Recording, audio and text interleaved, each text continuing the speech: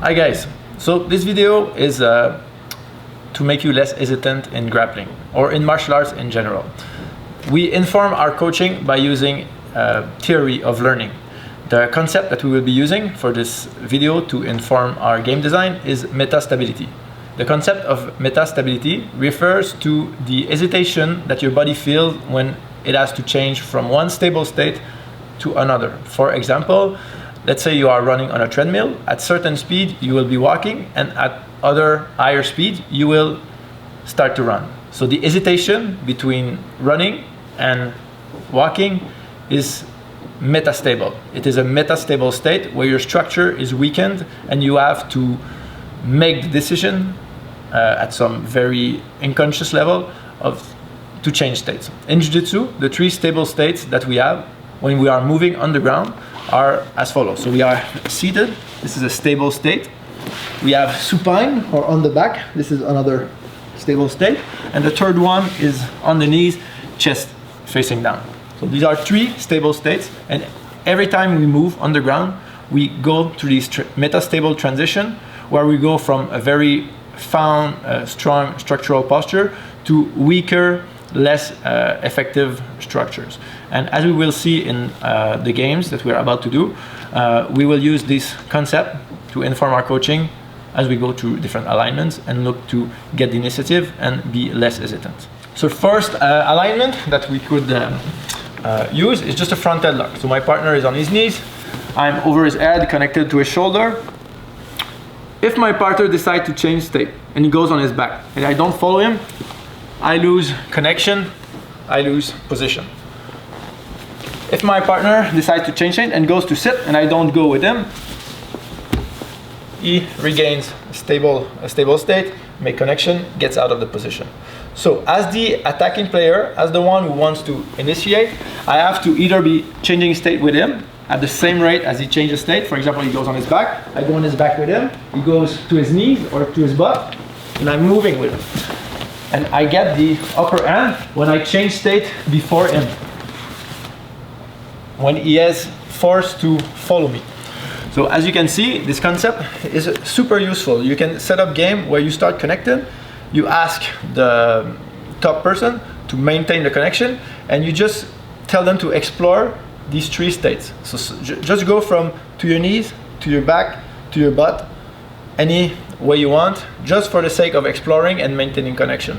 As far as the defending player, we need to make him active and having him do things that are representative. So for him, in such a connection, I would probably tell him to break connection, look to face, win when you disengage, or get up on top. Okay? So for him to win, he has to get on top of me, or he has to disengage, face me. He's going to look to break connection for the purpose of moving around and away from me. Okay, so he has very clear focus. He must get out, he must get height, he must break connection. I'm looking to maintain connection and then exploring, going through the three different states.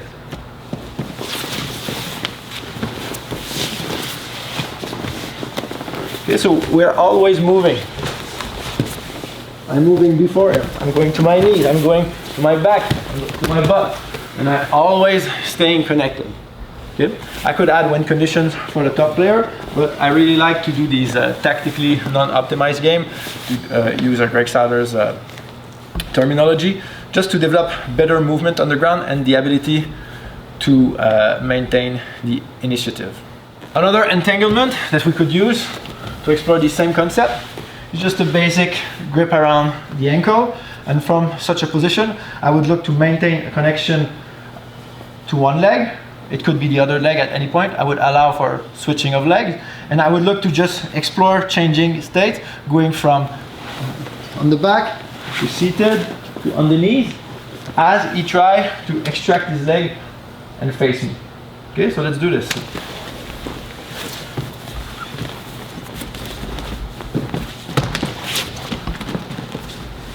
So on my back, on my butt, I can go on my knees, but I'm learning to move on the ground while maintaining a connection.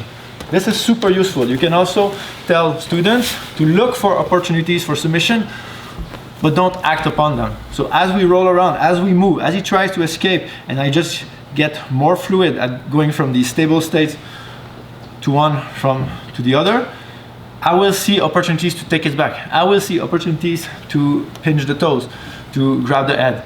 And these things that I see that I'm not acting upon, they will still be there the next time we roll, and the next time we're just free rolling.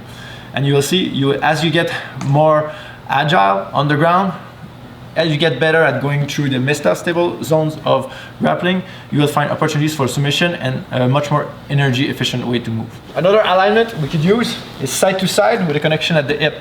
In this instance, I will be the attacking player, he will be the defending player looking to disengage. Okay, so he's looking to break connection and disengage. I'm looking to maintain connection around the hip while cycling to the 3 states. So let's do it.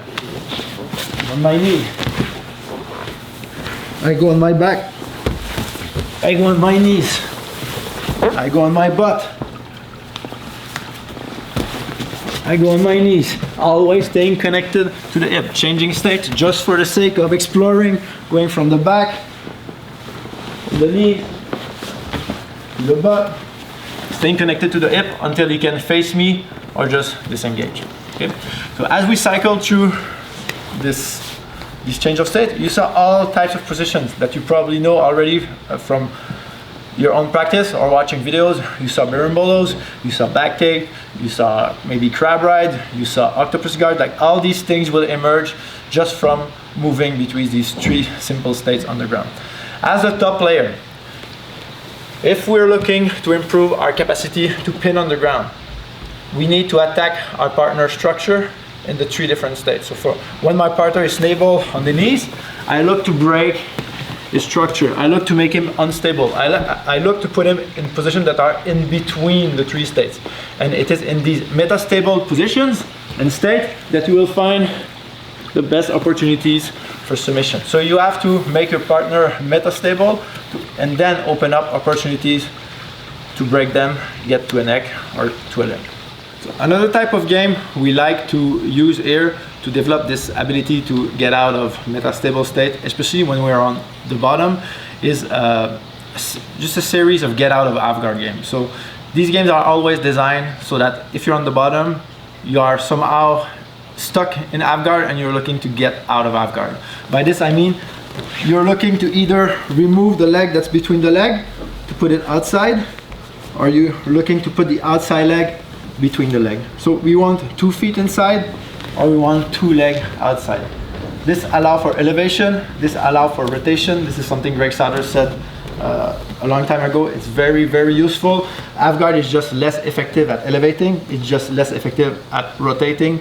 So it's not something you should really look for. It's something that will happen to you as the bottom player and that will be used to your advantage, but this is not stable. This is very metastable.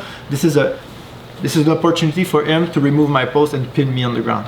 Okay, so the paradox of half guard is that it's not that it's equally good, it's much better for him. The paradox of half guard is that it's a guard that you might want very quickly and that you will want to get out of very quickly as well.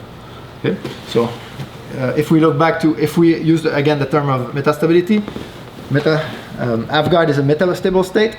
You're not completely on your back, you're not seated, you're not on your knees, whereas seated is stable and on the back is stable. Okay?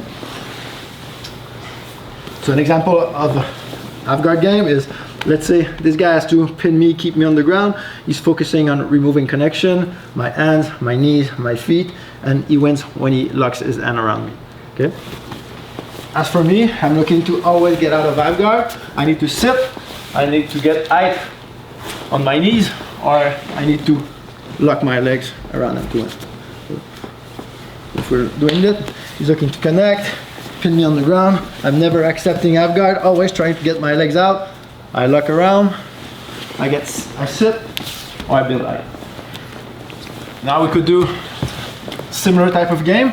Now I have half guard, but he's chest to chest and he's locked his hand around my head and shoulder. Okay. Now he's trying to cover my hips. He's trying to get his knees on the side of my hips. On my end, I'm not accepting half guard. I'm getting out of half guard with the same task and win conditions than from the last game. Okay. looking to get my legs in between, looking to sit, or looking to lock around. We could do it from this type of alignment. Okay. I have one leg in, one leg out. He's trying to connect ends around my chest. I'm looking to get 2 legs outside or 2 legs inside to sit, build height, or lock around the leg, lock around the hips or shoulder. We could get underneath one leg. We could start like this. So underneath one leg in, one leg out, never accepting half guard. Here, there are opportunities for him to attack my legs, to connect to my hips. So we could integrate this, given the opportunities to connect the end on the upper body, or capture both legs, for example. So now I have to really worry about leaving this leg here. And what will help me? Getting 2 legs outside or getting 2 legs inside. Always getting to a more stable alignment, to a more stable state, so that we can build back on top. Let's say I have someone in front of me, very quick, loose passer. I'm not able to move as fast as him. So as he gets closer to me or tries to flank me, I get 1 leg connection between his leg. Okay? So this is an easy connection to make. But I cannot stay there. But because if he's a good player, he's going to pin me by removing this post. Okay, so this leg, he will pin it from the third metal. Okay, he will pin it in a way where I cannot move anymore. I cannot push on the ground. I cannot off balance. So I cannot leave 1 leg between his legs. I use this initial connection, and then I go to 2 legs inside or 2 legs outside. Okay, so these are the stable leg pummeling states, and this is very metastable. Okay. What's paradoxical also is that as your partner forces you into half guard, your partner will create the perfect condition for you to attack and off balance from half guard. Okay. Another example is if he's on his knees. So I have 2 legs inside. I'm trying to use my hooks to elevate. I'm trying to build height. As he removes 1 leg and forces half guard, it creates the perfect condition for me to change state and go to a much more attacking position. So as we are put into half guard, we don't accept the transition and we move to a different state of ours. Another example, maybe I have my legs locked around his waist and I opened it and now he wants to force half guard. So as he forces the leg down, I immediately connect to him, get my legs in between, build height. Another constraint that we like to use here more recently is the idea of let your partner engage and try to react to their first connection. So for instance, if my partner starts standing up, and this is something I like to do against a very good mobile passer, we often hesitate to engage, I will kind of let him get some underhook. And I will design the game so that his win condition is some body lock around me. So I know he's incentivized to lock the hand around me, and I'm just gonna wait for him to get connected to me. Yeah, I'm waiting for him to jump for the underhook, and then I'm gonna try to get some type of 2-on-1 on the other arm. And here, I'm looking to get my 2 feet inside or my 2 feet outside. I'm looking maybe to put his hand on his back. I'm trying to get hip or head height, but I'm giving him something so that I can get something in return. And this something in return will most of the time just be some 2-on-1. So as we do this and he tries to lock his hand, I'm looking to put my feet between his legs, outside his legs. I'm trying to put the hand on the back. I'm trying to get hip height, etc. Okay. So I let him, I kind of invite him to connect in a way where as he puts me into a metastable state, I will just right away go to a stable state, and then we'll start exchanging from here. So this idea of giving something to get something back is extremely useful against good opponent, KG wrestlers. It's very hard to follow them and make connection. You have to give them something. So I give them an underhook, and I focus on not letting them connect their hand, and then something will happen here. This will be a fight. My partner will lock his hand around my head. I'm trying to get the hand away. I'm always going back to 2 legs outside or 2 legs inside for the purpose of changing state.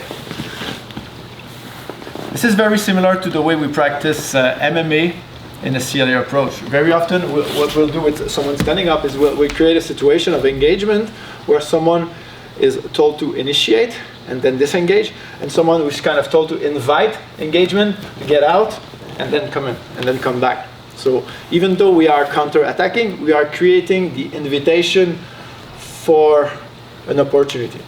So this is super useful. We can use it in grappling. I like these types of alignment where I'll just get a 2-on-1 and I'll ask my partner to try to unlock his hand around me. We could start like this, we could start like this, and we look for different type of movement around the body and better leg connection. Other ways you can look to offer something to engage with to better engage with your partner is just get any type of alignment, either like this, grab a 2-on-1 and ask them to connect their hands. So maybe the first task, the one that's most important, is just focus on not letting them connect their hands. Okay. As an attacking player gets better, find new solutions, he will start using his leg to break connection. Or he'll start putting hands on the mat to win. So you'll get very good exchanges from both players. You could start from here. And then not only I'm preventing him from connecting his hand, I'm looking to get connected to him through my legs. So with 2 legs inside, 2 legs outside, and always I'm the one initiating this change of movement. I'm going to my knees, to my butt, to my back even, okay? If I'm the one changing state, I'm the one with the initiative. I'm not hesitant, I'm making himself react to me, and I get the upper hand on a long period of time. Another way we can look on this type of interaction is like give them half of a body lock. Just go to your knees, give them half of a body lock, and just get a 2-on-1. Okay, so now I'm starting the game on my back. As before I was starting it from my knees. I could even start it on my butt. But from here, he's looking to connect the hands. I'm making sure the hands don't connect, and I'm finding a way to change state. So if I'm on my back, I'm looking to get to my butt. I'm looking to get to my knees. And then win conditions, you decide. Usually it's getting up on top, or catching some sort of submission, or disengaging. Another thing, when you're doing the standing body lock game, where you're letting them come in, you should always focus on getting your 2 feet, on keeping your 2 feet inside their leg. Because if he gets his foot between my leg, and he starts locking his leg around me, even though doing this, wrist will not do much. Okay, so I need to have a stable leg pummeling position. So as I give him the first underhook, and I'm just kind of waiting for him to connect, I make sure my legs are between his legs. So as he tries to knee cut or do whatever, here I can really separate the hand and look to move him with my leg or move around him. If you want to develop a front headlock, you should really start with this game. Like, most of your skill will come from maintaining connection to the shoulders while staying behind their head. Okay, that's the front headlock. And then from here you can work on different kind of ways to break the structure of balance. Win conditions could be covering hips, could be connecting hands, could be covering the neck, could be grabbing the elbows, whatever you decide. But the main skill for learning to maintain the connection of a front headlock is connection to the shoulders while staying behind the head. Okay, and so by the way, this I would consider behind the head.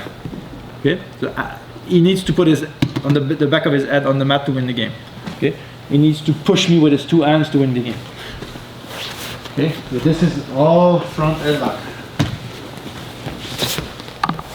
Okay, and look, as we move around, I go through stable state, metastable transition as he does, and it is always in the transition that I find the opening to really break him and compromise the structure. Thanks for watching this video. Don't hesitate, if you have any comments, to reach out to us, offer suggestions, inquiries, and we'll be happy to respond.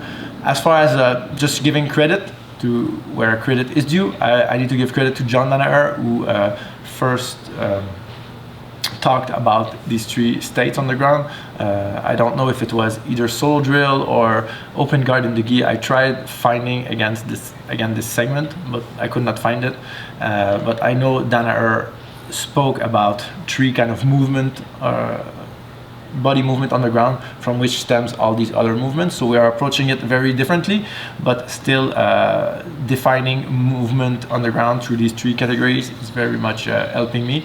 And then Greg Satters for the idea of tactically non-optimized training, which we do a lot here, where we just explore movement and we try to get away from the value system of sport jiu-jitsu. So thanks to these two guys, this is just our idea of developing agile learners in jiu-jitsu and Saguenay. So thanks again for watching.